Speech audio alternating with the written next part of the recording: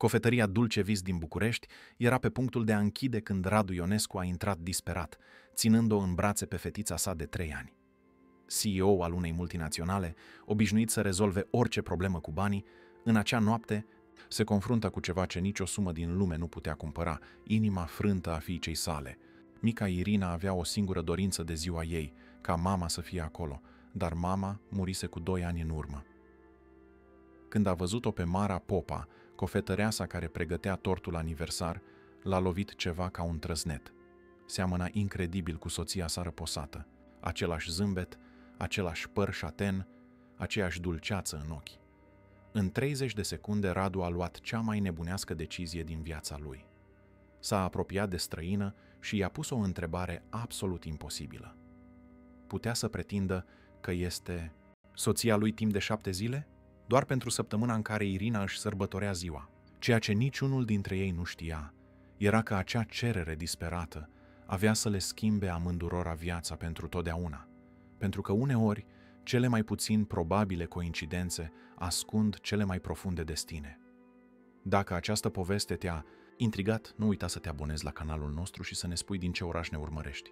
Continuăm. Îți promit că aceasta va fi cea mai emoționantă poveste pe care o vei asculta vreodată. Constanța, Marea Neagră. Briza dulce a mării însoțea o nouă seară caldă la cofetăria Floare de Zahăr, un mic local din inima zonei peninsulare. Era aproape ora 19:00, iar Mara Popa se pregătea să tragă obloanele. Cei 29 de ani ai săi purtau deja o viață de dedicare pentru arta pe care o moștenise de la bunica ei, bunica Ileana. Pereții de faianță veche erau martorii poveștilor a 3 generații de femei care transformaseră zahărul în vise. Mara și-a șters mâinile pe șorțul alb în timp ce aranja ultimele detalii. Viața ei singuratică se rezuma la acea mică lume dulce. Nu că ar fi fost nefericită, dar părea că îi lipsea mereu ceva. Poate același ingredient secret pe care bunica Ileana spunea că este esențial în orice rețetă, dragostea. Soneria de la ușă a smuls-o din gânduri. Un bărbat înalt, în costum impecabil și cu o privire obosită, a intrat grăbit. Îmi cer scuze că deranjez, știu că închideți, dar am venit să iau tortul pe care l-am comandat. Nume Alexandru Vasilescu. Mara și-a consultat agenda. A, da, tortul pentru Irina, 3 anișori, a zâmbit. Vin imediat să-l aduc. Când Mara s-a întors din bucătărie, purtând delicata creație, un tort acoperit cu glazură roz pal, decorat cu fluturași mici de zahăr, a observat ceva ciudat. Bărbatul o privea de parcă ar fi văzut o fantomă, complet nemișcat. Domnule Vasilescu, sunteți bine? Alexandru Vasilescu, 38 de ani, CEO-ul uneia dintre cele mai mari companii de tehnologie din țară, nu putea articula niciun cuvânt. Ochii lui, de obicei siguri și hotărâți, erau plini de lacrimi. Omul care conducea ședințe cu zeci de directori părea acum complet vulnerabil. Cum? Cum vă numiți?" a întrebat el în cele din urmă, cu o voce răgușită. Mara Popa. Executivul a tras aer adânc în piept încercând să se adune. Îmi cer scuze pentru reacția mea, dar dumneavoastră semănați. Incredibil cu cineva pe care am cunoscut-o. Mara a dat din cap, obișnuită cu acest gen de comentariu. I se spunea că are o față comună. Nu-i nimic. Iată tortul fiicei dumneavoastră. Sper să-i placă. În acel moment, ușa din spate a cofetăriei s-a deschis, iar o doamnă de aproximativ 50 de ani a apărut cu un copil adormit în brațe.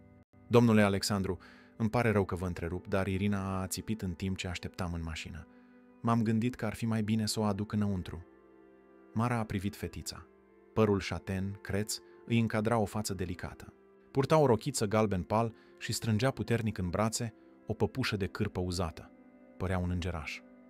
Mulțumesc, doamna Maria, a răspuns Alexandru, luându-și fiica în brațe. Mergem acasă acum. Atunci cofetăreasa a observat ceva care i-a frânt inima. O mică ramă foto pe telefonul pe care îl ținea bărbatul arăta o femeie zâmbitoare. O femeie care, într-adevăr, ar fi putut fi sora ei geamănă. Alexandru a observat privirea Marei și a decis, într-un impuls disperat, să facă ceva ce nu și-ar fi imaginat niciodată. Domnișoară Popa, știu că veți considera acest lucru complet nebunesc, dar trebuie să vorbesc cu dumneavoastră. Este important. Pot reveni mâine înainte de deschiderea magazinului? Sinceritatea disperată din cererea lui a făcut-o să fie de acord, în ciuda ezitării. Bine, deschid la 8:00, dar pot ajunge la 7:00. Voi fi aici la 7:00 fix. Vă mulțumesc. Mara nu a putut dormi bine în acea noapte. Ceva din expresia acelui bărbat o neliniștea. Nici amintirea fetiței adormite nu-i ieșea din minte. În dimineața următoare, punctual la ora 7:00, Alexandru Vasilescu și-a parcat mașina scumpă în fața cofetăriei.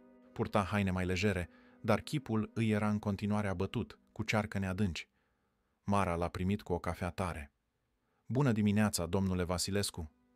Vă rog, spuneți-mi, Alexandru. S-au așezat la o măsuță mică din spatele magazinului. Bărbatul a respirat adânc de mai multe ori înainte să înceapă. Mara, soția mea, Andreea, ne-a părăsit acum 2 ani. Un anevrism cerebral subit. A înghițit în sec. Irina avea doar 1 an când s-a întâmplat. Mara a încuviințat în tăcere, simțind greutatea acelei dezvăluiri. De atunci încerc să fiu cel mai bun tată posibil, dar există un gol pe care nu-l pot umple. Irina întreabă de mama ei în fiecare zi. A scos din buzunar o fotografie. Aceasta este Andreea. Cofetăreasa a simțit un fior când a văzut imaginea. Asemănarea era cu adevărat impresionantă, aceeași formă a feței, ochii expresivi, chiar și zâmbetul părea la fel ca al ei. Săptămâna viitoare este ziua Irinei. Și știți care a fost singura ei dorință? Vreau ca mama să vină la petrecerea mea. Alexandru și-a dus mâna la față, încercând să-și stăpânească emoția. Când v-am văzut ieri, a fost ca și cum aș fi văzut-o din nou pe Andreea. Aceeași dulceață în privire, același zâmbet. Mara a început să înțeleagă direcția acelei conversații și a simțit un nod în stomac. Știu că ceea ce urmează să vă propun este complet nebunesc, a continuat el, dar sunt disperat. Ați fi dispusă să pretindeți că sunteți Andreea pentru o săptămână? Doar în perioada aniversării Irinei. Pot să vă ofer 50.000 de euro. Șocul a făcut-o pe Mara să scape ceașca de cafea, împrăștiind lichidul pe masă. Poftim? Nu! Este o nebunie. Este lipsit de etică, crud și pur și simplu imposibil. Să înșelați un copil în acest fel? Ca să-l abandonați apoi din nou? V-ați pierdut mințile? Alexandru și-a plecat privirea rușinat. Știu, este o cerere îngrozitoare, dar îmi văd fiica slăbind pe zi ce trece. Nu mai zâmbește ca înainte, nu se mai joacă. Psihologul spune că suferă de depresie infantilă. Îmi pare rău, dar nu pot accepta. Vă rog să plecați. Executivul s-a ridicat, înfrânt. Când era pe punctul de a ieși, telefonul i-a sunat. Era doamna Maria, Bona. Irina a avut un alt coșmar cu mama ei. Plânge de o jumătate de oră fără oprire, informa vocea de la celălalt capăt. Mara a privit cum disperarea îi se răspândește pe chip, în timp ce încerca să-și calmeze fiica la telefon. Tati vine imediat, prințesa. Nu plânge. Mami are grijă de tine de acolo, din cer. Mâinile îi tremurau în timp ce închidea telefonul. Era privirea unui tată complet devastat, incapabil să-i ofere fiicei sale singurul lucru pe care și-l dorea cel mai mult pe lume. Îmi cer scuze că v-am deranjat. Vă mulțumesc pentru timpul dumneavoastră. Când el era deja la ușă, Mara a simțit ceva inexplicabil, o compasiune care a făcut-o să acționeze împotriva oricărei rațiuni. Așteptați. Alexandru s-a întors, surprins.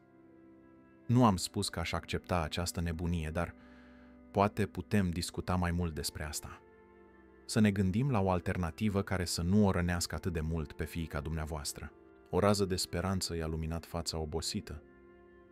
Ce ziceți de o cină acasă la mine în seara asta? Irina va dormi. Putem discuta pe îndelete. Mara a ezitat.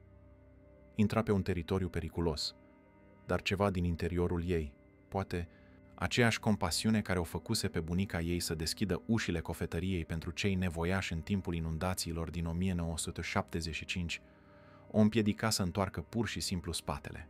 Bine, dar nu promit nimic. În acea seară, după ce a închis cofetăria, Mara a condus micul ei Fiat până la adresa pe care i-o dăduse Alexandru. A fost impresionată când a ajuns la complexul de lux de pe faleza cazinoului. Vila familiei Vasilescu avea o vedere privilegiată la mare. O doamna Maria vizibil curioasă a primit-o la ușă. Domnul Alexandru vă așteaptă în birou. Pe aici, vă rog. În timp ce mergea pe holurile acelei case impunătoare, Mara a observat numeroasele portrete de familie. În aproape toate, vedea femeia care ar fi putut fi reflexia ei în oglindă, zâmbind mereu lângă Alexandru, și în unele mai recente, cu mica Irina. În birou, Alexandru o aștepta cu o expresie mai senină. Vă mulțumesc că ați venit. Ați vrea să o vedeți pe Irina înainte să vorbim? Propunerea a luat-o prin surprindere. Eu. Nu știu dacă este potrivit. Dorme. Nu trebuie să vă faceți griji. Urmându-l pe Alexandru până în camera fetiței, Mara a simțit o strângere de inimă când a văzut încăperea decorată în nuanțe de lila și alb. Irina dormea îmbrățișând aceeași păpușă uzată. Pe pereți, mai multe fotografii cu Andreea. Întreabă mereu când se va întoarce mama din cer, a șoptit Alexandru. Încerc să-i explic că nu este posibil, dar este prea mică să înțeleagă sfârșitul. Înapoi în birou, Alexandru a servit un vin roșu și a început să-și prezinte propunerea mai detaliat. Nu vreau să pretindeți explicit că sunteți Andreea. Ați putea fi prezentată ca o prietenă specială, lăsând-o pe Irina să tragă propriile concluzii. Mara a clătinat din cap, încă neîncrezătoare. Și după aceea, când voi dispărea din viața ei după o săptămână? V-ați gândit la trauma pe care o va provoca? Am putea spune că a trebuit să plecați într-o călătorie. Ceva ce un copil de 3 ani poate înțelege. Cofetăreasa a oftat, analizând întregul scenariu. Era o propunere absurdă și totuși era ceva în acea situație care o mișca profund. Poate pentru că nu-și cunoscuse niciodată propria mamă, care murise la naștere, înțelegea bine durerea acelei absențe. Dacă eu, și rețineți că iau în considerare doar ipotetic, dacă aș accepta, ar trebui să-mi închid cofetăria pentru o săptămână. Voi acoperi toate pierderile. Bineînțeles, Mara s-a uitat îndelung la o poză cu Irina de pe birou. Lăsați-mă să mă gândesc în noaptea asta. Mâine vă voi da un răspuns definitiv. La ieșirea din vilă, Mara a mers la plajă și a mers desculță pe nisip, lăsând apa mării să-i atingă picioarele. Valurile păreau să-i șoptească aceeași întrebare în mod repetat: ce vei face? Pe de o parte, mintea îi striga cât de absurdă era propunerea.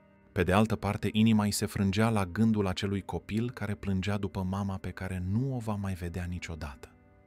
În timp ce stelele îi erau martore la angoasă, Mara a luat o decizie care avea să-i schimbe viața pentru totdeauna. Dimineața următoare a adus aceeași briză marină care legăna palmierii de pe faleza cazinoului, dar pentru Mara nimic nu mai părea la fel. În timp ce deschidea cofetăria, mâinile îi tremurau ușor. Nu și-a imaginat niciodată că va fi în fața unei decizii atât de complexe. Angajata ei, tanti Florica, a observat imediat că ceva nu era în regulă. Fată, ce față ai? S-a întâmplat ceva? Mara a forțat un zâmbet. Nimic, Florico, doar nu am dormit bine. Cum să explice propunerea nebunească pe care o primise? Cum să justifice că se gândea serios să accepte? La ora 10:00, soneria de la ușă a anunțat sosirea lui Alexandru. Părea și mai obosit decât în ziua precedentă, cu cearcăne adânci care trădau o noapte nedormită. Bună dimineața! Mara, sper să nu deranjez. Putem vorbi în spate. În cămăruța din spatele bucătăriei, Mara i-a oferit o cafea, pe care Alexandru a acceptat-o cu gratitudine. M-am gândit mult la propunerea dumneavoastră, a început ea, împreunându-și mâinile pe masă. Este o nebunie, o demență totală. Alexandru și-a plecat ochii, anticipând refuzul. Dar o să accept. Executivul și-a ridicat privirea, nevenindu-i să creadă. Serios? Chiar veți accepta? Cu condiții, s-a grăbit Mara să adauge. În primul rând, nu mă voi prezenta ca Andreea. Așa cum ați sugerat, voi fi o prietenă specială. În al doilea rând, când se termină săptămâna, nu voi dispărea complet din viața Irinei. Voi putea să o vizitez ocazional, menținând o legătură pentru a nu fi un nou abandon. Alexandru a încuviințat viguros. Sigur, sigur. Ce altceva? În al treilea rând, trebuie să o cunosc mai bine pe Andreea. Gusturile ei, ticurile, poveștile. Nu pentru a o imita perfect, ci pentru a evita contradicțiile care ar putea o confunda pe Irina. Vă pot arăta videoclipuri, fotografii, vă pot povesti, și doamna Maria o cunoștea bine pe Andreea. Și în cele din urmă, Mara a respirat adânc, nu accept bani. Alexandru s-a încruntat, confuz. Cum adică? Vă veți închide cofetăria, veți avea tot acest efort? Voi acoperi costurile cofetăriei închise, plătind-o pe angajata mea și chiria, dar nu vreau să profit de pe urma asta. Nu m-aș simți bine. Executivul i-a studiat chipul tinerei pentru o lungă perioadă de timp. Era evident că nu avea de-a face cu o persoană obișnuită. În regulă, vă respect decizia. Când ați putea începe? Mâine este vineri. Pot aranja totul ca tanti Florica să se ocupe de cofetărie până luni, apoi vom închide pentru o săptămână. Au stabilit detaliile finale. Mara urma să petreacă prima noapte la vilă sâmbătă, cu o zi înainte de întâlnirea cu Irina. Acest lucru i-ar oferi timp să se familiarizeze cu casa și să afle mai multe despre Andreea. Acea după amiază s-a târât în cofetărie. Fiecare client care intră părea martor al unui secret vinovat pe care Mara îl purta. Făcea o greșeală teribilă? Prejudicia un copil nevinovat?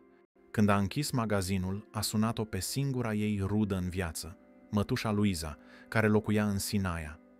Mătușă, va trebui să plec într-o călătorie de afaceri. Voi lipsi o săptămână. Minciuna i-a lăsat un gust amar în gură. Dacă nici măcar mătușii nu putea să-i spună adevărul, cum putea fi atât de sigură de decizia ei? Sâmbătă a sosit cu o rapiditate chinuitoare. Mara și-a făcut o valiză mică cu haine simple. A ezitat când a ales o cămașă de noapte, ar fi trebuit să ia ceva mai discret pentru o casă în care urma să fie un copil. Când a ajuns la vilă, a fost întâmpinată de doamna Maria, care a condus-o la o cameră de oaspeți de la etajul 2. Domnul Alexandru v-a rugat să-l așteptați în camera de zi când sunteți gata. Este a treia ușă pe dreapta pe hol. Camera era mai mare decât întregul ei apartament. Priveliștea către mare era uluitoare. Irina își petrece ziua cu bunicii paterni, a explicat doamna Maria. Se întoarce abia mâine dimineață. După ce și-a aranjat lucrurile, Mara s-a îndreptat spre camera indicată.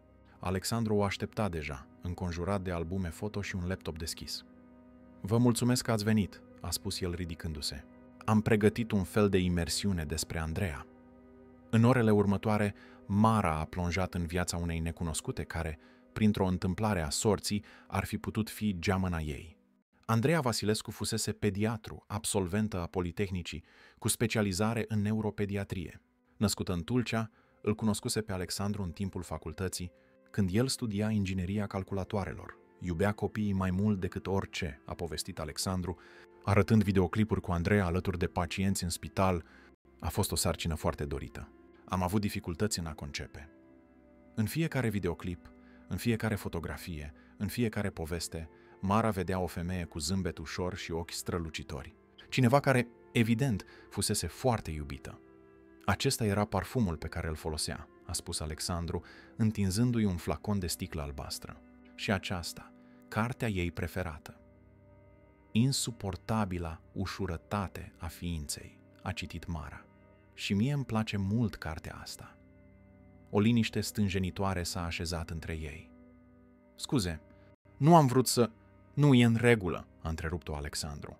E normal să aveți lucruri în comun. Pe măsură ce noaptea avansa, Mara se simțea din ce în ce mai conectată la Andreea și, în mod ciudat, la Alexandru. Era ceva emoționant în felul în care vorbea despre soția sa. Nu doar durere, ci o gratitudine profundă pentru că o cunoscuse. Au cinat pe terasă, însoțiți de sunetul valurilor. Mâncarea, pregătită de doamna Maria, era delicioasă. Irina este alergică la arahide, a comentat Alexandru, și adoră căpșunile, exact ca mama ei. Are alte rude apropiate în afară de bunicii paterni? Părinții Andrei locuiesc în Portugalia. Păstrăm legătura prin apeluri video, dar ei vin în România o singură dată pe an. În jurul orei 10 seara, Mara se simțea epuizată emoțional. Atâtea informații, atâtea responsabilități. Cred că mă voi retrage. Mâine va fi o zi mare, Alexandru a încuvințat. Înainte de a pleca, aș vrea să vă arăt camera Irinei. Poate fi important să cunoașteți mediul ei. Camera fetiței era o mică lume fermecată. Mobiluri cu fluturi atârnau de tavan, o casă de păpuși ocupa un colț, iar o colecție impresionantă de cărți pentru copii umplea un raft jos. Îi place când îi citesc înainte de culcare, a comentat Alexandru. Mai ales pe asta. Era o carte despre o fetiță care trimitea scrisori mamei care locuia printre stele. Andreea a cumpărat-o înainte să ne părăsească. De parcă ar fi știut, vocea lui Alexandru s-a stins. Mara a simțit o compasiune imensă pentru acel bărbat care încerca singur să mențină vie amintirea soției pentru fiica sa. Voi face tot ce pot ca să o ajut pe Irina, Alexandru. Nu ca înlocuitoarea mamei ei, ci ca cineva căruia îi pasă. Înapoi în camera de oaspeți, Mara s-a întins, dar nu a putut dormi. A luat cartea Andrei și a început să citească, căutând să înțeleagă mai bine femeia a cărei umbră urma să o ocupe temporar. Noaptea a avansat în timp ce ea absorbea fiecare detaliu al acelei case, al acelei familii frânte. În jurul orei 5 dimineața, în sfârșit s-a lăsat învinsă de somn, doar pentru a fi trezită 2 ore mai târziu de o mișcare pe hol. Voci se apropiau. Una dintre ele, mică și animată, i-a făcut inima să bată mai tare. Bunica mi-a făcut tort de ciocolată, tati. Am mâncat 2 felii. Irina, nu trebuia să-i spui asta, tati, a râs o voce masculină mai în vârstă. Mara a sărit din pat. Irina sosise mai devreme decât se așteptase. Nu era pregătită pentru întâlnire încă. S-a îmbrăcat în grabă cu o rochie simplă de bumbac floral, asemănătoare cu cele pe care le văzuse purtând pe Andreea în fotografii, și a respirat adânc de mai multe ori. E doar o săptămână, și-a repetat ca o mantră. O săptămână pentru a aduce o mică bucurie unui copil. Când în sfârșit și-a făcut curaj să iasă din cameră, l-a găsit pe Alexandru singur în camera de zi. Părea nervos. Bună dimineața, a spus el, ridicându-se. Irina a ajuns mai devreme. Părinții mei au avut o urgență și au adus-o acum. E la micul dejun cu doamna Maria, în bucătărie. Sunt emoționată, a mărturisit Mara. Și eu. Dar e lucrul corect de făcut. Irina merită o mică fericire. Cum o să facem? Cum mă vei prezenta? M-am gândit să spun doar că ești o prietenă specială care a venit să ne viziteze câteva zile. Restul... Ei bine, o vom lăsa pe Irina să tragă propriile concluzii. Mara a încuviințat, simțind stomacul răvășit. Să mergem atunci. Au mers spre bucătărie, unde o fetiță cu părul șaten creț mânca clătite cu sirop de ciocolată. Lângă ea, doamna Maria tăia o altă clătită în bucăți mici. Irina, a chemat Alexandru încet. Este cineva aici pe care vreau să o cunoști. Fetița și-a ridicat privirea, iar lumea s-a oprit. Ochii copilului, identici cu ai tatălui ei, s-au mărit. Înghițitura de clătită a rămas suspendată în aer, uitată. Gura ei mică a format un mic O de surpriză. Aceasta este Mara, va sta câteva zile cu noi. Irina nu a răspuns. A continuat să o privească pe Mara cu o intensitate aproape supranaturală pentru un copil de 3 ani. Doamna Maria părea și ea fără cuvinte, uitându-se de la Mara la fotografia Andreei de pe frigider și înapoi la Mara. O liniște tensionată domnea în încăpere. Mara se simțea ca o impostoroare, o intrusă într-o lume care nu-i aparținea. Pentru o clipă teribilă s-a gândit să se întoarcă și să fugă de acolo. Irina a fost cea care a rupt tăcerea. Încet, fetița a coborât de pe scaun. Cu pași ezitanți, s-a apropiat de Mara. Ochii ei mici examinau fiecare detaliu al feței cofetăresei, de parcă ar fi căutat să confirme ceea ce inima ei știa deja. Mara s-a aplecat pentru a fi la înălțimea copilului, simțind propria inimă bătând puternic în piept. Bună, Irina, îmi pare bine să te cunosc. Fetița a ridicat o mână tremurândă și a atins fața Marei cu delicatețe, de parcă i-ar fi fost teamă că va dispărea la cel mai mic contact. Tu ai venit din cer?" a întrebat Irina, vocea ei abia un șoaptă. Mara s-a uitat disperată la Alexandru, neștiind ce să răspundă. Executivul părea la fel de pierdut. Eu am venit dintr-un loc nu foarte departe de aici, a răspuns Mara în cele din urmă. O țofetărie numită Floare de Zahăr. Tu faci prăjituri? Da, multe prăjituri. De toate felurile și aromele. Ochii Irinei au strălucit. Și mami făcea prăjituri cu mine. Așa e? Da, a încuvințat fetița viguros. Prăjituri de ciocolată cu glazură de căpșuni. Era cel mai bun tort din lume. Mara a zâmbit, simțind un nod în gât. Ce ar fi să facem o prăjitură împreună zilele astea? Ceea ce s-a întâmplat în continuare i-a luat pe toți prin surprindere. Irina s-a aruncat în brațele Marei cu atâta forță încât aproape a dărâmat-o. A îmbrățișat-o cu intensitatea disperată a cuiva care regăsește ceva prețios pe care îl credea pierdut pentru totdeauna. Ai lipsit atât de mult, a murmurat fetița, cu fața îngropată în gâtul Marei. Știam că o să te întorci. Alexandru și-a dus mâna la gură, vizibil emoționat. Doamna Maria s-a întors pentru a-și ascunde lacrimile, iar Mara, prinsă în acea îmbrățișare inocentă, a simțit ceva trezindu-se în ea, un instinct protector, o tandrețe imediată pentru acel copil fragil care o confunda cu mama pe care o iubea atât de mult. Era greșit să permită acea înșelăciune? Probabil, dar în acel moment, cu Irina agățată de ea ca și cum viața ei ar depinde de asta, Mara nu putea să se gândească la etica situației. Putea doar să simtă acea inimioară bătând în ritm cu a ei și certitudinea că, într-un fel inexplicabil, era exact unde trebuia să fie. Vrei să luăm micul dejun împreună?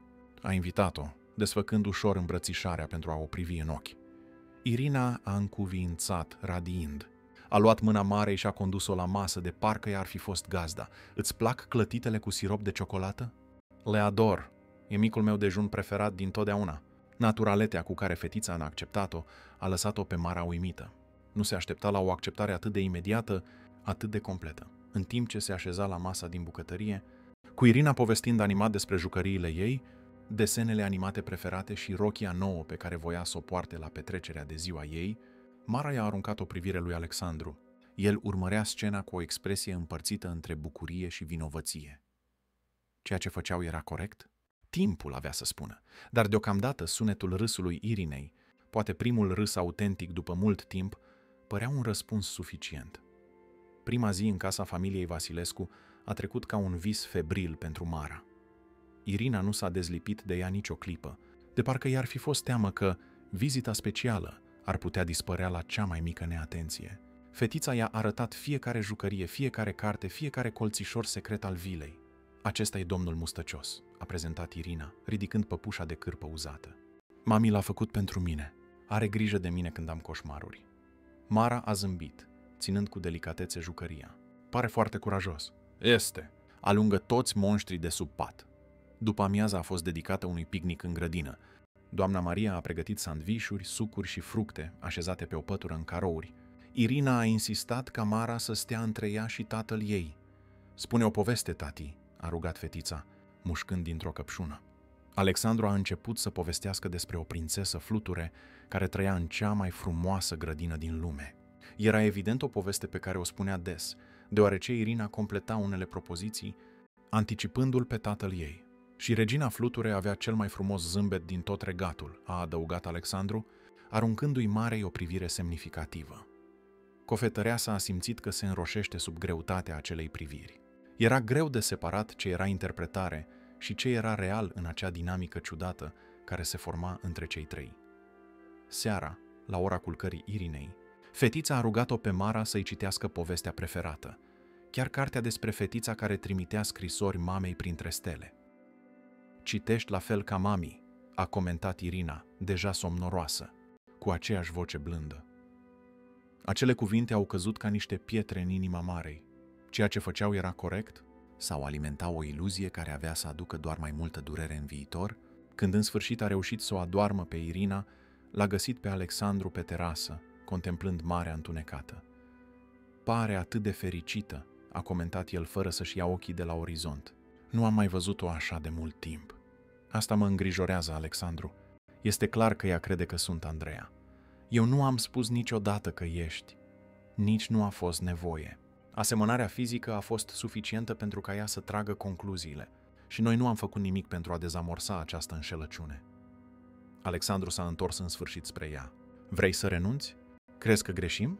Mara a oftat, trecându-și mâna prin păr. Nu știu. Știu doar că mi-e frică de ce se va întâmpla când voi pleca. Mai avem 6 zile în față.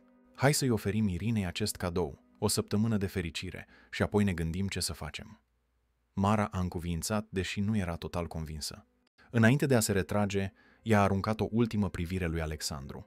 Sub clar de lună, cu chipul mai relaxat decât îl văzuse până atunci, părea cu ani mai tânăr și ciudat de atrăgător.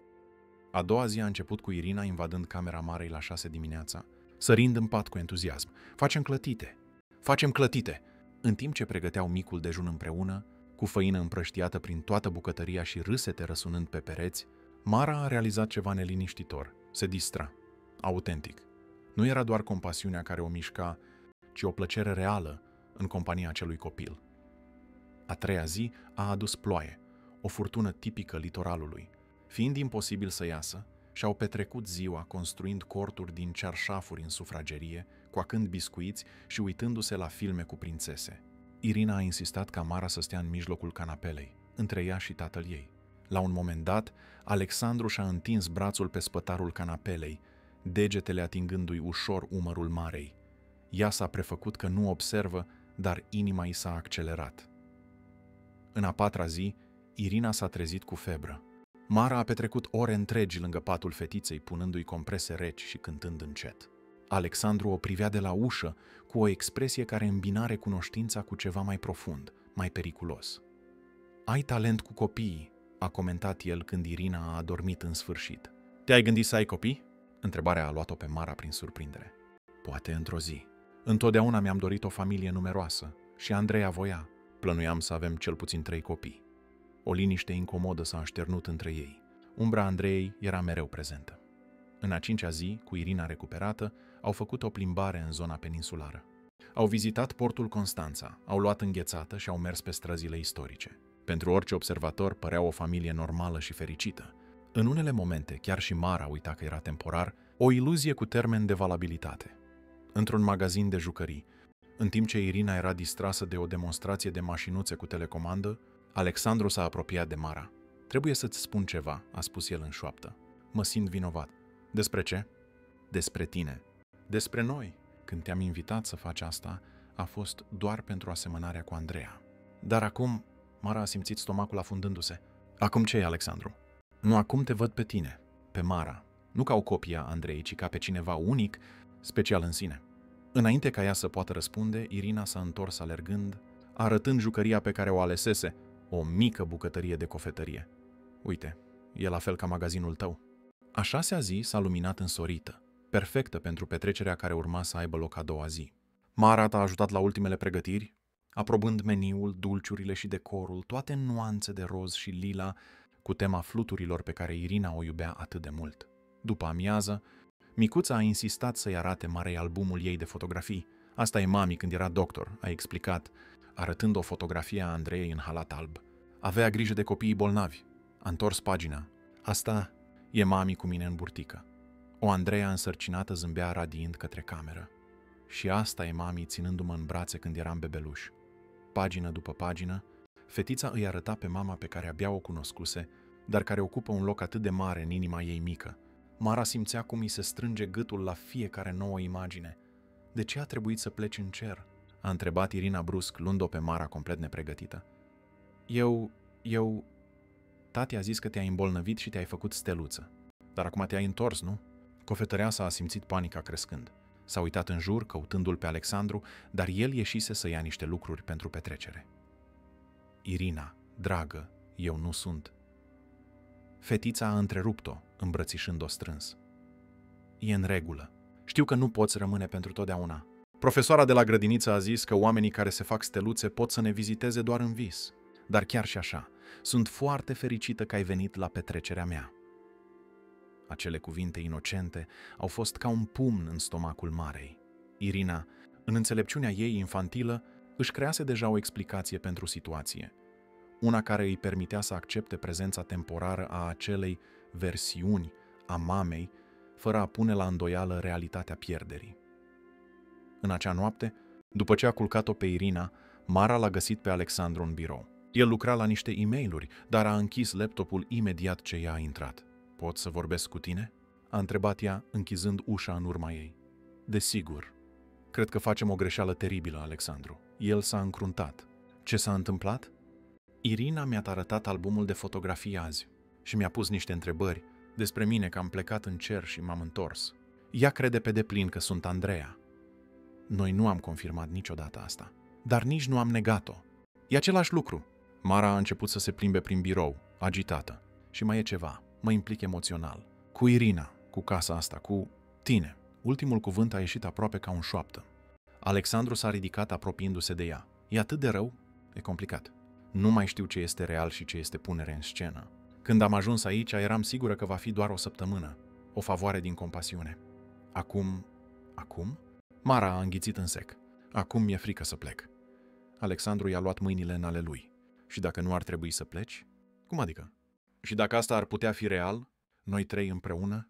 Mara s-a smucit, îndepărtându-se. Tu nu gândești limpede, Alexandru. Tu nu te îndrăgostești de mine. Te îndrăgostești de imaginea Andreei pe care o vezi în mine. Nu este adevărat. Cunosc fiecare detaliu al Andreei, gusturile ei, manierele ei, felul ei de a gândi. Iar tu, Mara, ești complet diferită de ea în toate, cu excepția aspectului. Și pentru tine, pentru Mara pe care am cunoscut-o în aceste zile, simt ceva. Ea a clătinat din cap neîncrezătoare. Este o nebunie.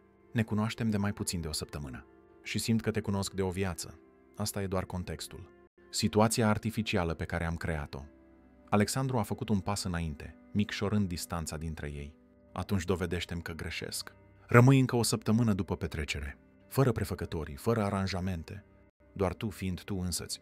Dacă la sfârșitul acestei săptămâni ceea ce simt se va fi risipit, vei avea dreptate și ne vom putea lua rămas bun în mod amiabil. Propunerea era tentantă, dar înspăimântătoare.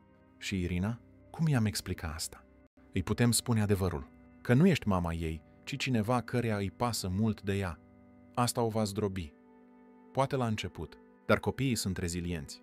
Și să te avem în viața noastră, chiar dacă nu ești mama ei, ar fi mai bine decât să nu te avem deloc. Mara s-a simțit amețită de complexitatea situației. Alexandru era atât de aproape acum încât putea simți parfumul lui, un amestec de santal și ceva unic al lui. Trebuie să mă gândesc, a murmurat ea retrăgându-se. Petrecerea este mâine. Hai să ne concentrăm pe asta mai întâi. Când s-a întors în camera ei, Mara nu a putut dormi. S-a întors și s-a răsucit în pat, refăcând mental fiecare moment din ultimele 6 zile. Intrase în acea casă hotărâtă să ajute un copil trist, convinsă de superioritatea ei morală față de un tată disperat care propusese ceva lipsit de etică. Și acum era la fel de implicată ca el, la fel de pierdută ca Irina în fantezia pe care o creaseră. Prin fereastră putea vedea oceanul sub clar de lună. Valurile se spărgeau pe plajă, neînduplecate și constante. Cum ar fi fost viața ei dacă ar fi acceptat propunerea lui Alexandru? Ar fi putut cu adevărat să construiască ceva adevărat dintr-un început atât de distorsionat? În camera alăturată putea auzi respirația ușoară a Irinei. În doar 6 zile, acel copil îi cucerise inima într-un mod pe care nu-l credea posibil. Gândul de a o părăsi era prea dureros de contemplat. Și apoi era Alexandru. Bărbatul care inițial o speriase cu cererea lui disperată, dar care acum o intrigă cu complexitatea lui. Devotamentul față de fiică, loialitatea față de memoria soției și această nouă tandrețe pe care o arăta față de ea, Mara, așezată pe marginea patului privind propria imagine în oglinda mesei de toaletă, Mara și-a pus o întrebare crucială. Cine sunt eu în această poveste? Eroina sau personajul negativ? Salvatoarea sau impostorul? Reflexia nu a oferit răspunsuri, ci i-a returnat doar privirea unei femei împărțite între ceea ce știa că este corect și ceea ce inima ei dorea. A 7-a zi a sosit însorită, de parcă universul aproba sărbătoarea care urma să aibă loc. Mara s-a trezit cu Irina sărind în patul ei, mai animată ca niciodată. E ziua mea, e ziua mea. Cofetăreasa s-a îmbrățișat fetița, simțind o dragoste atât de autentică încât o durea. La mulți ani, prințesa, câți ani împlinești de fapt? Irina a ridicat 3 degete mândră. 3! Sunt o fetiță mare acum. Cu siguranță ești. Și fetițele mari merită petreceri uimitoare. Dimineața a trecut într-o frenezie de pregătiri. Bufetul a sosit de vreme, aranjând mesele în grădină. Tema fluturilor era în fiecare detaliu, de la șervețele până la fântâna de ciocolată, a cărei bază imita flori pe care aterizau mici fluturi de zahăr. Mara a supravegheat personal tortul, o creație cu 3 etaje în degrade lila, cu fluturi delicați care păreau să zboare în jurul lui. Deși nu era din cofetăria ei, a ținut să adauge câteva atingeri speciale. La ora 2 după amiază, primii invitați au început să sosească, familii cu copii de la grădinița Irinei, câțiva colegi de muncă ai lui Alexandru și copiii lor, toți o priveau pe Mara cu o curiozitate prost disimulată, observând clar asemănarea cu răposata Andreea. Alexandru o prezenta pur și simplu ca pe o prietenă foarte specială a familiei, dar privirile și șoaptele persistau. Mara încerca să le ignore, concentrându-se doar să se asigure că Irina avea ziua perfectă. Și reușea. Fetița alerga prin grădină, se juca cu prietenii, râdea mai mult decât o văzuse cineva vreodată. Din când în când o căuta pe Mara cu privirea ca să se asigure că era încă acolo, iar când o găsea, îi oferea un zâmbet radiant. Nu am văzut-o niciodată atât de fericită, a comentat o doamnă care s-a prezentat ca profesoara Irinei. A fost atât de tăcută la școală în ultimele luni. Petrecerea a atins apogeul odată cu aducerea tortului. Toți copiii s-au adunat în jurul mesei principale, cântând "La mulți ani" cu entuziasm. Irina, în centrul atenției, strălucea de fericire. "Puneți o dorință înainte să sufli în lumânări", a instruit-o Alexandru, îngenunchind lângă fiica lui. Irina a închis ochii pentru un moment, concentrată. Când i-a deschis, s-a uitat direct la Mara. "Mi-am pus", a anunțat ea, înainte de a sufla cele 3 lumânărele cu toată puterea plămânilor ei mici. Aplauze au izbucnit în jur. Alexandru și-a sărutat obrazul fiicei. Care a fost dorința ta, prințesa? Irina a clătinat din cap. Nu pot să spun, altfel nu se îndeplinește. Dar în timp ce feliile de tort erau distribuite, fetița a tras-o pe Mara într-un colț și i-a șoptit la ureche. Am cerut să nu mai pleci niciodată. Acele cuvinte simple au lovit-o pe Mara ca un trăsnet. Dintr-o dată, realitatea situației pe care o creaseră a căzut pe umerii ei cu toată greutatea ei. În mai puțin de o săptămână urma să iasă din viața acelui copil care acum o privea cu atâta speranță și dragoste. Pentru prima dată de când începuse toată această nebunie, Mara a simțit lacrimi adevărate și roind din ochi. Nu lacrimi de compasiune pentru Irina sau Alexandru, ci pentru ea însăși, pentru că și-a permis ca inima ei să se implice atât de mult într-o situație imposibilă. Ce s-a întâmplat? A întrebat Irina îngrijorată. Ești tristă de ziua mea? Mara a forțat un zâmbet, ștergându-și repede lacrimile. Nu, dragă, plâng de fericire, pentru că te văd atât de mulțumită. Fetița a zâmbit, ușurată. Hai, mergem să mâncăm tort. Felia cu fluturele mare e a mea. În timp ce Irina alerga înapoi la masă, Mara a rămas în urmă, încercând să se adune. Atunci a simțit o prezență lângă ea. Ești bine? A întrebat Alexandru cu îngrijorare autentică. Nu, a răspuns ea sinceră. Nu sunt. Irina tocmai mi-a spus dorința ei de ziua ei. Alexandru s-a încruntat. Ți-a țărut? Să nu mai plec niciodată. Executivul a oftat adânc. Și ar fi atât de imposibil? Înainte ca Mara să poată răspunde, au fost întrerupți de Irina, care se întorcea alergând cu o bucată de tort în fiecare mână. Una pentru tine, tati, și una pentru tine, mami. Cuvântul a plutit în aer între ei ca o pasăre rănită. Era prima dată când Irina o striga astfel direct, în public. Invitații apropiați care au auzit au fost vizibil stânjeniți. O femeie mai în vârstă, pe care Mara a identificat-o ca fiind mama lui Alexandru, a palidit. Timpul părea să fie înghețat în acel moment. Crucial, ce avea să facă Mara? O corectă pe Irina în fața tuturor, umilind-o potențial de ziua ei? Sau accepta termenul afectuos, perpetuând iluzia pentru încă câteva ore? Alexandru s-a uitat la ea, la fel de pierdut. Atunci Mara a luat o decizie care avea să schimbe cursul vieților lor pentru totdeauna. Mara s-a aplecat la nivelul ochilor Irinei. Cu delicatețe a luat farfuria cu tort pe care i-o oferea fetița. Mulțumesc, dragă, a spus, păstrându-și calmul în ciuda vârtejului de emoții. Ce-ar fi să mergem să vedem dacă prietenii tăi vor să se joace pe trambulină? Criza imediată fusese amânată, dar Mara știa că o rezolvare definitivă era necesară. În timp ce o privea pe Irina sărind fericită cu alți copii, a simțit pe cineva apropiindu-se.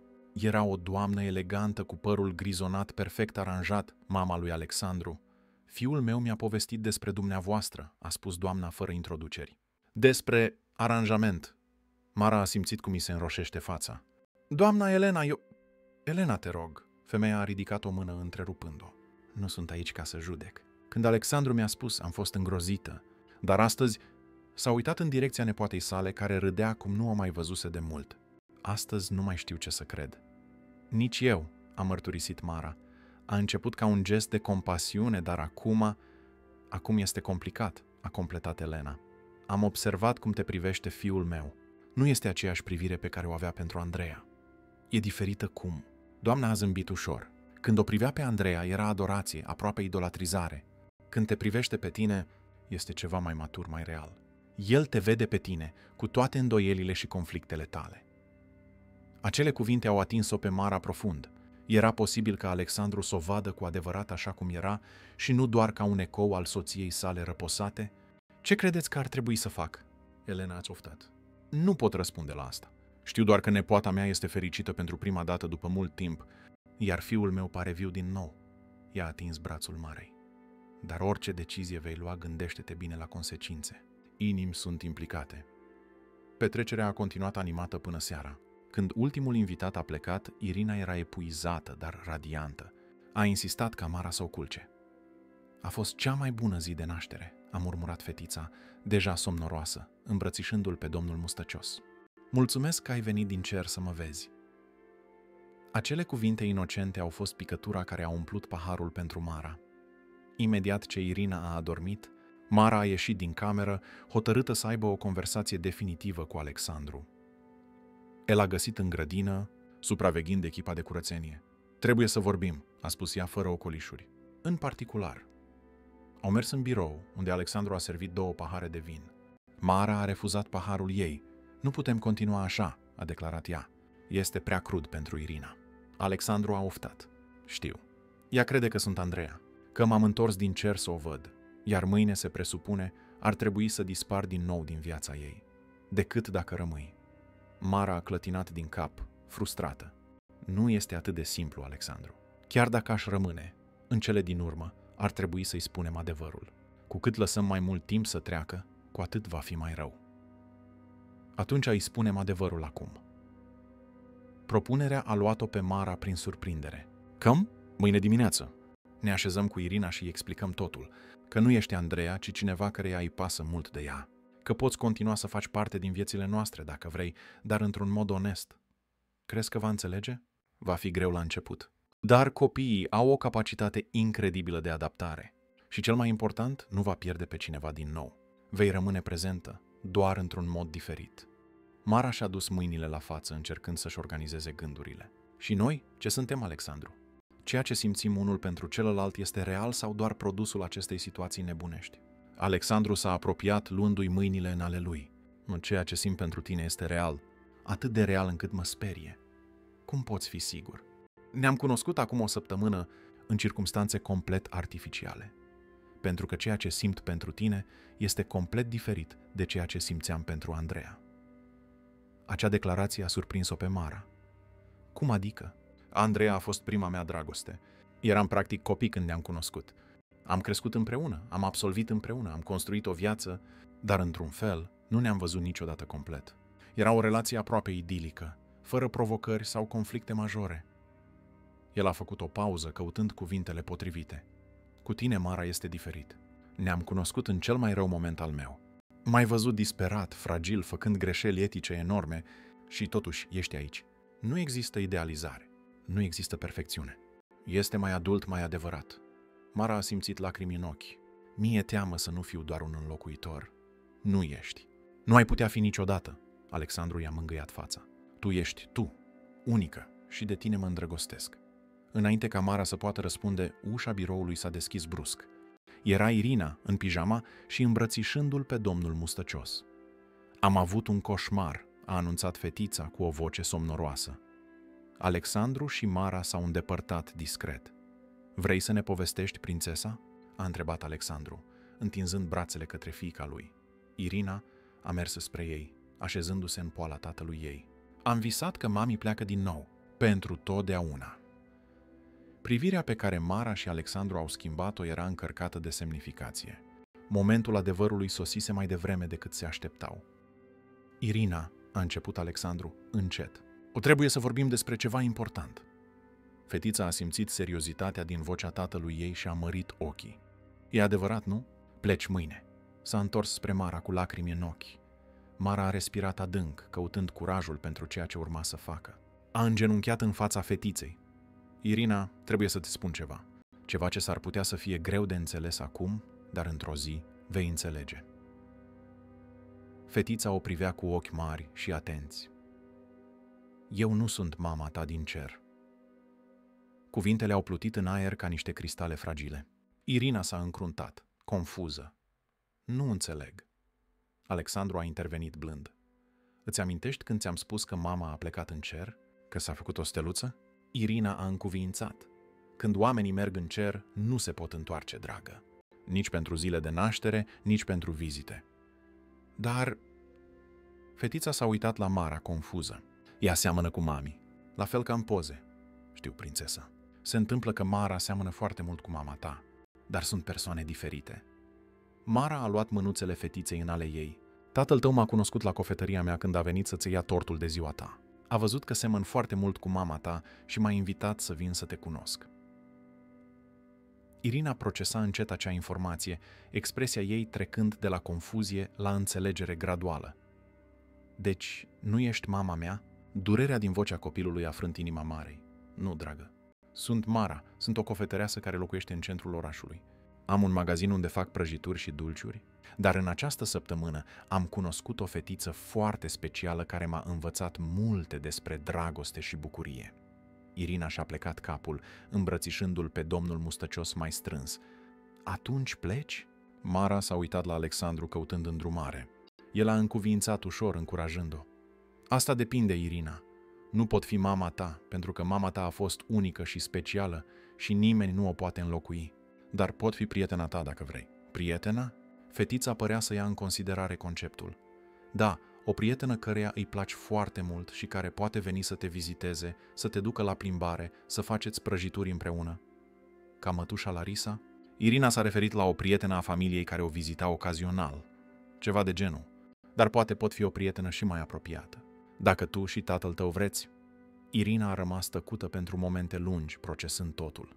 Când în sfârșit a vorbit, vocea ei era surprinzător de calmă. Dar mami din cer nu va fi tristă dacă tu ești prietena mea. Întrebarea atât de inocentă și profundă în același timp a emoționat-o pe Mara. Nu, dragă.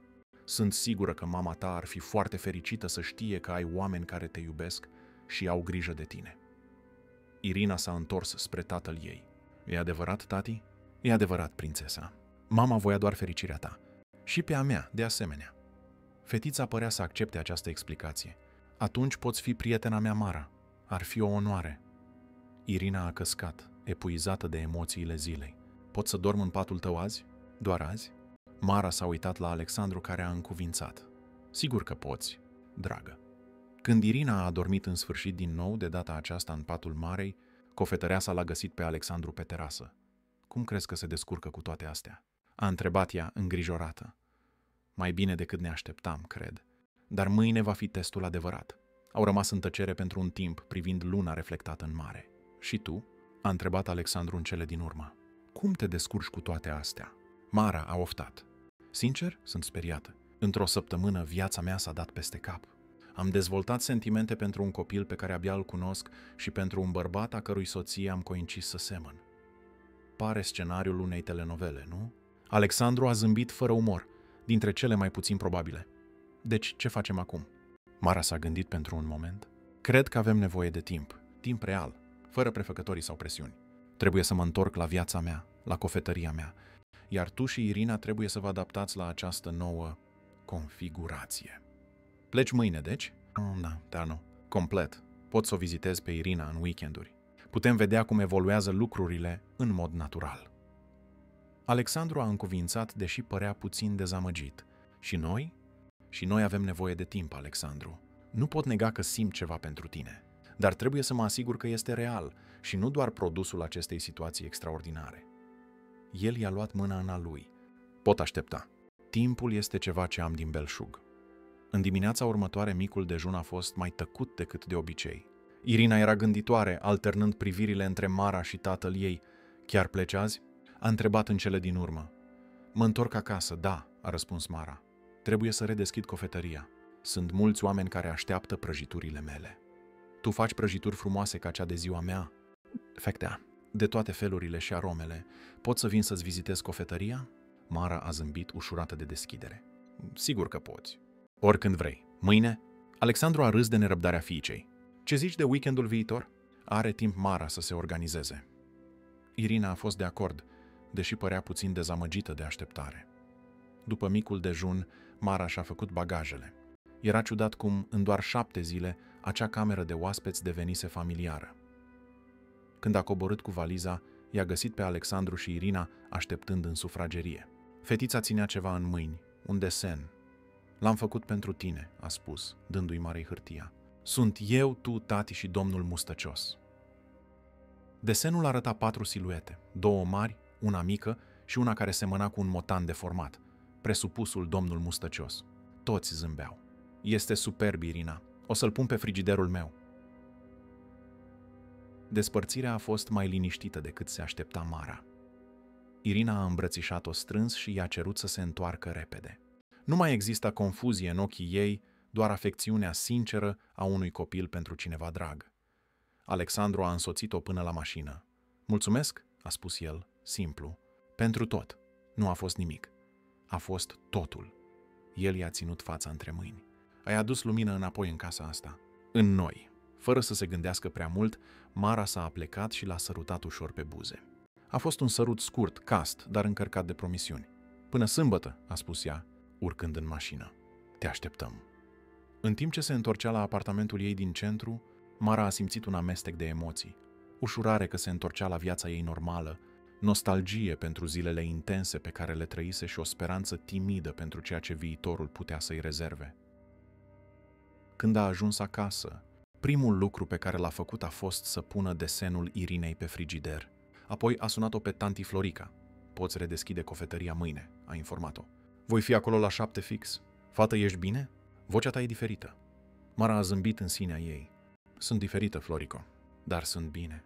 În acea noapte întinsă în propriul pat, i-a lipsit zgomotul valurilor mării, mirosul casei Vasilescu și, în mod surprinzător, chiar și sfărăiturile ușoare ale Irinei, care dormise cu ea în ultima noapte. Telefonul i-a sunat. Era un mesaj de la Alexandru.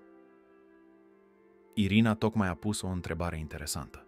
Dacă nu ești mama, dar îți place de tati și tati te place pe tine, atunci poți fi noua mea mamă într-o zi? Mara a simțit inima accelerând. A răspuns ce i-ai spus? Răspunsul a venit aproape imediat. I-am spus că asta este ceva la care doar timpul poate răspunde, dar că ar fi cel mai frumos lucru din lume dacă s-ar întâmpla. Ea a zâmbit la telefon, simțindu-se ca o adolescentă. Timpul va răspunde. Atunci a tastat înapoi. În ziua următoare, la redeschiderea cofetăriei Floare de Zahăr, Mara a realizat cât de mici și simple păreau toate. Trecuse doar o săptămână, dar simțea de parcă trecuseră ani. Tanti Florica a observat imediat schimbarea. Unde ți-a fost capul să accepti să lucrezi în casa unui client o săptămână? A întrebat, neîncrezătoare. Sunt lucruri pe care nu mi le spui, fată. Mara a zâmbit, enigmatică. Sunt multe, Florico. Poate într-o zi îți voi povesti. Săptămâna a trecut repede, Mara încercând să se pună la curent cu cofetăria. Joi a primit un buchet de trandafiri galbeni. Preferația Andreei a realizat cu o strângere de inimă. Pe felicitare scria: pentru Mara, care a adus lumina înapoi în casa noastră. De la prietenii tăi, Alexandru și Irina. Nu florile pe care le plăcea Andreea erau importante, a realizat. Era gestul, gândul, intenția de a construi ceva nou și diferit. Când sâmbătă a sosit în sfârșit, Mara era mai nervoasă ca niciodată. A ales cu grijă hainele, o rochie cu flori, dar diferită de cele pe care le văzuse în fotografiile Andreei. Era important să-și stabilească propria identitate. Când a ajuns la Vila Vasilescu, a fost întâmpinată de o Irina extrem de animată care practic a târât-o înăuntru. Am făcut o prăjitură pentru tine. Adică tati m-a ajutat, dar eu am amestecat și am pus lucrurile. Prăjitura semăna mai mult cu o grămadă informă de aluat de ciocolată cu glazură neuniformă. Dar pentru Mara era cea mai frumoasă creație pe care o văzuse vreodată. Este perfectă, Irina. Alexandru urmărea scena cu un zâmbet. Când Irina a fugit să ia ceva din camera ei, el s-a apropiat. A vorbit despre tine toată săptămâna. Cred că am un concurent. Nu se compară. Nimeni nu poate concura cu supertati. El a râs, iar sunetul râsului lui a încălzit ceva în interiorul Marei. Mi-ai lipsit, a recunoscut el, în șoaptă. Și tu mie. Momentul a fost întrerupt de Irina, care s-a întors alergând cu un album foto. Vreau să-ți arăt ceva. Era un album nou, început în acea săptămână. Pe prima pagină, o fotografie de la petrecerea de ziua ei. Irina în centru, cu Alexandru și Mara lângă ea, toți zâmbind. O să punem mai multe poze aici, a explicat fetița, cu prietena Mara. Simplitatea cu care Irina acceptase schimbarea în relația lor era admirabilă. Pentru un copil de 3 ani, importantă era dragostea, prezența, nu etichetele. Ziua a trecut liniștit, cei 3 vizitând parcul Tăbăcărie, luând înghețată și plimbându-se prin centrul istoric. Un observator ocazional i-ar fi văzut ca pe o familie normală și fericită. Și poate, s-a gândit Mara, exact asta deveneau. Nu o familie convențională, construită pe minciuni și prefăcătorii, ci o nouă configurație bazată pe alegeri conștiente și onestitate. Când a căzut noaptea și Irina a adormit, Mara și Alexandru s-au așezat pe terasă, privind marea. El i-a luat mâna în a lui. Și acum? Acum descoperim zi după zi, a răspuns ea. Fără grabă, fără presiune. Crezi că poate funcționa? Noi? Mara s-a uitat la cerul înstelat, gândindu-se la toate căile puțin probabile pe care le ia viața uneori. Cred că avem o șansă, a răspuns în cele din urmă. O șansă bună, el a zâmbit ușurat. E tot ce cer. Viața rareori urma un scenariu previzibil, a reflectat Mara. Uneori, cele mai ciudate începuturi duceau la cele mai frumoase destine. Și poate că tocmai haosul, complexitatea, greșelile și reușitele drumului făceau călătoria cu adevărat semnificativă. Privindu-l pe bărbatul de lângă ea și gândindu-se la fetița care dormea la etaj, Mara a simțit pentru prima dată după mult timp că era exact unde trebuia să fie. 2 ani au trecut de la acea noapte pe plajă. Viața Marei s-a transformat complet. Cofetăria Floare de Zahăr prospera sub conducerea eficientă a tanti Florica, în timp ce Mara își împărțea timpul între afacere și viața de familie pe care o construise cu familia Vasilescu. 6 luni după ziua de naștere a Irinei, Mara se mutase oficial în vila de la malul mării. La început insistase să-și păstreze propria cameră pentru a nu o confunda pe fetiță. Dar Irina, cu înțelepciunea ei infantilă, nu văzuse nicio problemă când, în cele din urmă, Mara a început să împartă camera cu Alexandru. "Vă iubiți", declarase fetița simplu. "Așa trebuie să fie." Cererea oficială în căsătorie a venit în timpul unei călătorii la Vama Veche, la prima lor aniversare de la începutul relației.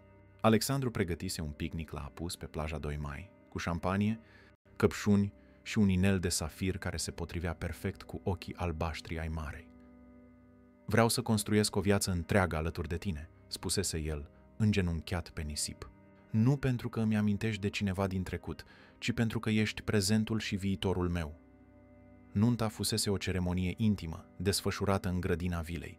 Irina, pe atunci aproape de 5 ani, fusese cea mai mândră domnișoară de onoare pe care și-ar fi putut-o imagina cineva. Doamna Mona și domnul Mihai veniseră din Portugalia, aducând un medalion de argint care aparținuse familiei Mendonça de generații. "Andreea și-ar fi dorit să-l ai tu", spusese doamna Mona, punând medalionul în mâinile Marei. Cu acea ocazie nu și-a putut stăpâni lacrimile. Acceptarea finală, binecuvântarea familiei Andreei, însemna mai mult decât orice cadou material. Viața conjugală s-a dovedit mai naturală decât se aștepta Mara. Exista provocări, desigur, concilierea rutinei cofetăriei cu responsabilitățile familiale, navigarea prin complexitățile de a fi mamă vitregă, confruntarea cu privirile curioase sau judecățile ocazionale ale societății. Dar prevala un sentiment de scop, de apartenență, care făcea fiecare obstacol mai ușor de depășit. Și apoi, 6 luni după nuntă, a venit vestea care avea să schimbe totul din nou. Mara era însărcinată. Reacția Irinei fusese cea mai pură bucurie. Voi avea un frățior. Anunțase ea tuturor celor pe care îi întâlnea, indiferent dacă erau rude, prieteni sau necunoscuți în supermarket. Pentru Alexandru, fericirea fusese însoțită de o doză de teamă. Experiența sarcinii Andreei fusese marcată de complicații de la început. Timp de săptămâni a observat-o pe Mara cu ochi vigilenți, insistând să se odihnească mai mult, să mănânce mai bine, să consulte cei mai buni medici. "Sunt însărcinată, nu bolnavă", glumea ea, deși înțelegea perfect frica din spatele acelei supraprotecții. Sarcina a decurs fără probleme. Când au aflat că va fi un băiat, Irina a declarat că știa deja numele perfect. "Îl vom numi Andrei", a anunțat fetița, cu certitudinea absolută pe care o au doar copiii, pentru că va fi un înger care a venit să ne completeze familia. Alexandru și Mara au schimbat priviri emoționate. Numele nu era pe lista pe care o consideraseră, dar într-un fel părea perfect. Și astfel, într-o dimineață însorită de martie, s-a născut Andrei Popa Vasilescu, un bebeluș sănătos de 3,5 kg, cu părul închis la culoare și ochi intens albaștri ca ai mamei sale. Acum, la 6 luni de la nașterea fiului ei, Mara își privea lumea mică de pe terasa vilei. Irina, acum de 6 ani, se juca în grădină, alergând după un zmeu pe care Alexandru îl înălța. Andrei dormea liniștit în pătuțul mobil lângă ea, protejat de un baldachin împotriva soarelui. Telefonul a sunat, întrerupându-i gândurile. "Alo, cofetăria Floare de Zahăr." "Tanti Florica la telefon." "Bună, Florico, sunt eu, Mara." "A, fată, tocmai voiam să te sun. Am avut o idee minunată pentru nunta de săptămâna viitoare. Ce zici de un tort cu 4 etaje, cu flori de zahăr în cascadă ca o fântână?" Mara a zâmbit. Chiar și cu distanța și noile responsabilități, inima ei încă bătea puternic pentru cofetăria pe care o moștenise de la bunica ei. "Pare perfect. Poți începe să pregătești formele. Trec pe acolo mâine să discutăm detaliile." După ce a închis, și-a îndreptat atenția către scena din grădină. Alexandru se așezase acum pe iarbă, cu Irina cuibărită în poală, amândoi privind zmeul care dansa liber pe cer. Era incredibil cum se putea schimba viața într-un timp atât de scurt. Acum 3 ani era o cofetăreasă singuratică, dedicată doar muncii, fără perspective personale mari. Acum era soție, mama a 2 copii, iar cofetăria ei prospera ca niciodată. La ce te gândești? Vocea lui Alexandru a surprins-o. Urcase pe terasă fără ca ea să-l observe, cu Irina încă în poală. La cât de norocoși suntem, a răspuns sinceră. Pot să-l văd pe Andrei? A cerut Irina apropiindu-se de pătuț. Promit să nu-l trezesc. Fetița s-a aplecat peste frățiorul ei, privindu-l cu admirație. E atât de micuț, a șoptit. Și seamănă atât de mult cu tine, Mara. Crezi? A zâmbit mama vitregă. Eu văd mult din tatăl tău în el. Ochii sunt ai tăi, a afirmat Irina cu convingere. Albaștri ca marea. Alexandru a îmbrățișat-o pe Mara pe la spate, sprijinindu-și bărbia pe umărul ei. Are dreptate. Fiul nostru are ochii tăi. A făcut o pauză semnificativă înainte de a adăuga: și inima ta mare, sper. Irina și-a îndreptat atenția către o carte pe care o adusese cu ea, așezându-se pe un scaun din apropiere. Îți amintești ziua în care ne-am întâlnit? A întrebat Alexandru în șoaptă, doar pentru ca Mara să audă. Cum aș putea uita? Ai intrat în cofetăria mea, te-ai uitat la mine de parcă aș fi fost o fantomă și apoi mi-ai făcut cea mai absurdă propunere pe care am auzit-o vreodată. Amândoi au râs, dar era o notă de nostalgie în acel râs. Uneori mă întreb ce s-ar fi întâmplat dacă pur și simplu m-ai fi dat afară din cofetărie în ziua aceea, dacă ai fi ascultat vocea rațiunii în loc să-ți urmezi inima. Probabil ai fi găsit o altă femeie care semăna cu Andreea, l-a tachinat ea, poate o actriță sau un model imposibil. El a întors-o cu fața spre el. Nu există nimeni ca tine, Mara Vasilescu. Folosirea noului ei nume de familie încă provoca o furnicătură ciudată și plăcută în Mara. Era confirmarea că aparținea acolo, că acea viață extraordinară era cu adevărat a ei. Andrei a ales acel moment să se trezească, anunțându-se cu mici mormăieli care amenințau să se transforme în plâns. Mara l-a luat în brațe, legănându-l ușor. Cred că cineva e flămând, a comentat, aranjându-se pentru a-l alăpta. Irina s-a apropiat, privind fascinată procesul. Șuga foarte repede, a comentat. Asta pentru că este un băiat puternic și sănătos, a explicat Alexandru, mângâindu-i capul fiului. O briză ușoară a suflat dinspre mare, aducând cu ea mirosul caracteristic de sărătură. La orizont, cerul începea să se coloreze în nuanțe portocalii, anunțând unul dintre acele apusuri spectaculoase pentru care era faimoasă Constanța. Pot să te întreb ceva? Irina o privea pe Mara cu o expresie serioasă care nu se potrivea cu cei 6 ani ai ei. Desigur, dragă. Tu crezi că mama mea din cer îl poate vedea pe Andrei? Că știe că acum avem o familie mare și fericită? Întrebarea a luat-o pe Mara prin surprindere. Deși vorbeau deschis despre Andreea, Irina o menționa rar în mod atât de direct. Sunt sigură că da, a răspuns, alegând cu grijă cuvintele. Mama ta va veghea mereu asupra ta, indiferent unde se află. Uneori vorbesc cu ea înainte de culcare, a mărturisit fetița. Îi povestesc despre școală, despre tine, despre Andrei. Asta este foarte frumos, Irina. Ieri i-am spus că sunt foarte norocoasă, pentru că unii copii au doar o mamă, dar eu am 2, una în cer și una aici, pe pământ. Mara a simțit ochii umezi. Chiar și după atâta timp, momente ca acesta o emoționau profund. Norocoasa sunt eu, pentru că te am în viața mea. Irina a zâmbit, mulțumită, și și-a îndreptat atenția către fratele ei. Pot să-l țin în brațe când termină de supt? Știu să-l țin bine. Sigur că poți. Alexandru urmărea scena cu un amestec de mândrie și recunoștință. Familia lui, nu cea pe care o plănuise, ci cea pe care destinul, în înțelepciunea lui infinită, i-o dăruise. Mă duc să pregătesc o gustare pentru noi, a anunțat, îndreptându-se spre bucătărie. Ce zici de niște sărățele pe care Mara a învățat-o pe doamna Maria să le facă? Da. Irina a bătut din palme, entuziasmată. Când a terminat de alăptat pe Andrei, Mara i l-a încredințat cu grijă Irinei, care s-a așezat pe scaun cu bebelușul în brațe. Fetița a început imediat să cânte un cântec de leagăn ușor pe care Mara l-a recunoscut ca fiind unul pe care doamna Mona îl cânta în limba portugheză. Profitând de momentul de liniște, a mers până la balustrada terasei privind marea care se întindea infinit în fața ei. Viața era într-adevăr surprinzătoare. Acum 3 ani nu și-ar fi putut imagina niciodată că va fi unde era acum. Telefonul a sunat din nou. Era un mesaj de la doamna Mona. Cum e nepoțelul meu? Ne e dor. Am cumpărat deja bilete pentru Crăciun. Abia aștept să vă îmbrățișez. A zâmbit, tastând rapid un răspuns și atașând o fotografie recentă cu Andrei pe care o făcuse în acea dimineață. Era incredibil cum doamna Mona și domnul Mihai deveniseră o prezență constantă și iubitoare în viețile lor, vizitând România cel puțin de 3 ori pe an. Alexandru s-a întors cu o tavă de sărățele încă fierbinți și o carafă cu suc de fructe de pădure. Aroma delicioasă a făcut-o pe Irina să-și ridice nasul, ca un mic cățel care adulmecă. Pot să mănânc acum? Te rog? Mai întâi dă-i pe fratele tău Marei, a instruit Alexandru.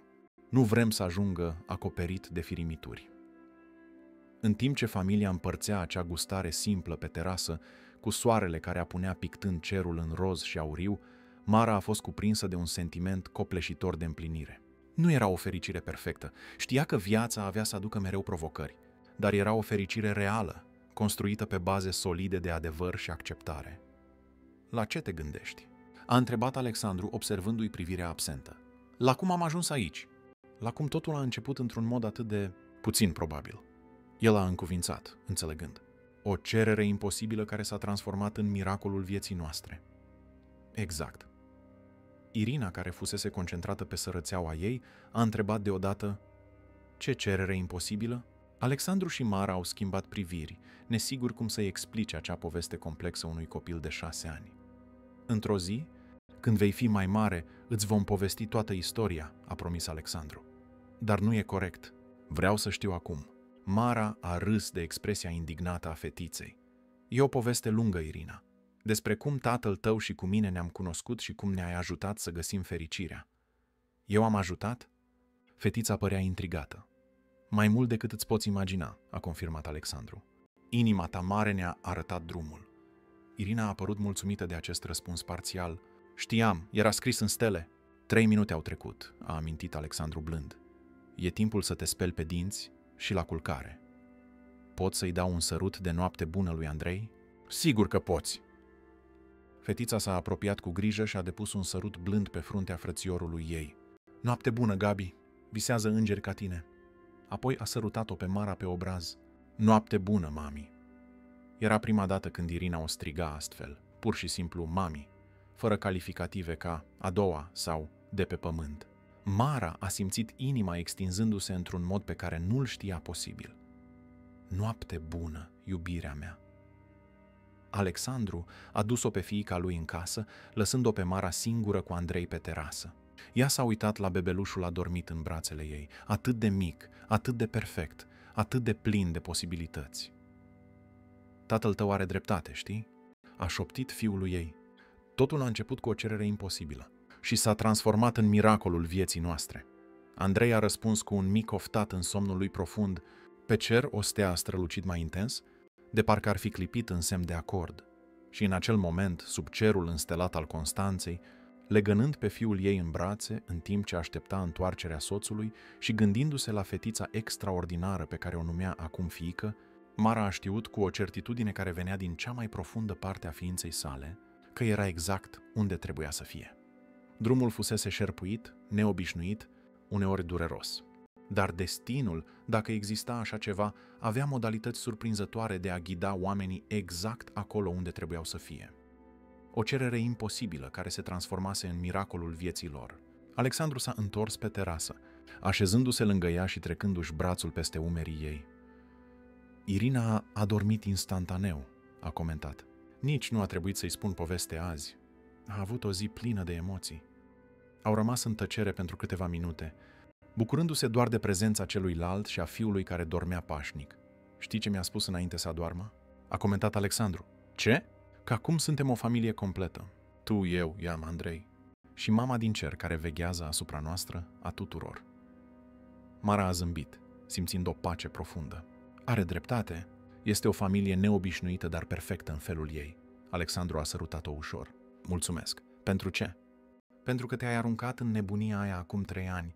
Pentru că ai avut încredere în mine, chiar și când nici eu nu aveam încredere în mine însumi. Pentru că ai iubit-o pe fiica mea ca și cum ar fi a ta. Pentru că mi-ai dat o a doua șansă să fiu fericit. Eu îți mulțumesc, a răspuns Mara cu sinceritate. Pentru că ai intrat în cofetăria mea în ziua aceea, pentru că mi-ai arătat că viața este mult mai bogată, mult mai complexă și mult mai frumoasă decât mi-am imaginat vreodată. În timp ce stelele scânteiau pe cerul Constanței, cuplul a rămas îmbrățișat, contemplând fiul adormit și viitorul pe care îl construiau împreună, un viitor care se născuse din cea mai puțin probabilă întâlnire și din cea mai imposibilă cerere. Și undeva, poate într-una dintre cele mai strălucitoare stele de pe acel cer, o tânără mamă zâmbea, mulțumită să știe că familia ei era, în sfârșit, în pace. Sfârșitul poveștii, dragi ascultători, sperăm că povestea Marei, a lui Alexandru și a Irinei v-a atins inimile. Călătoria acestei familii ne arată cum dragostea adevărată se poate naște din cele mai neașteptate situații și cum compasiunea poate transforma vieți. Pentru a continua să vă bucurați de povești emoționante ca aceasta, am pregătit un playlist special cu narațiuni la fel de captivante. Găsiți-l aici, făcând click în stânga. Dacă această poveste v-a emoționat, nu uitați să vă abonați la canalul nostru și să lăsați un like acestui videoclip. În fiecare zi aducem povești noi care explorează complexitatea vieții și frumusețea sentimentelor umane. Împărtășiți-vă impresiile în comentarii. Ne place să citim reacțiile voastre și să aflăm care momente v-au atins cel mai mult. Și nu ratați următoarele noastre conținuturi, unde vom continua să explorăm surprizele minunate pe care ni le rezervă destinul. Pe curând, la următoarea poveste. Aș putea de asemenea să localizez titlul videoclipului și o descriere scurtă pentru YouTube, dacă doriți.